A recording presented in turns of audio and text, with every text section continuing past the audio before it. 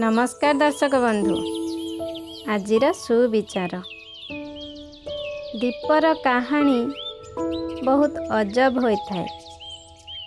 जले भी तो काहाकू आलोक देवाई, आउ लिभे भी तो काहाकू शांतिर निद देवाई।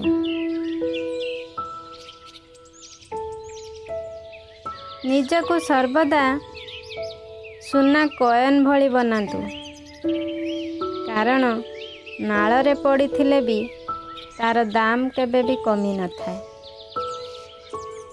हजार लोकंक सहित संपर्क जोड़िबा किछि बड़ कथा नुहे। बड़ कथा या गोटिए संपर्क को आजीवन तुलाइबा। सम्मान एभली गोटिए जिनिस जदि आपण पाइबाकू चाहुचंती ताहले प्रथमे देबा शिखंतु।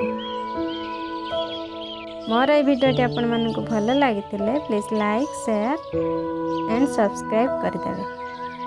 वीडियोटी केमिति लागिला कमेंट माध्यम रे जणाइबे।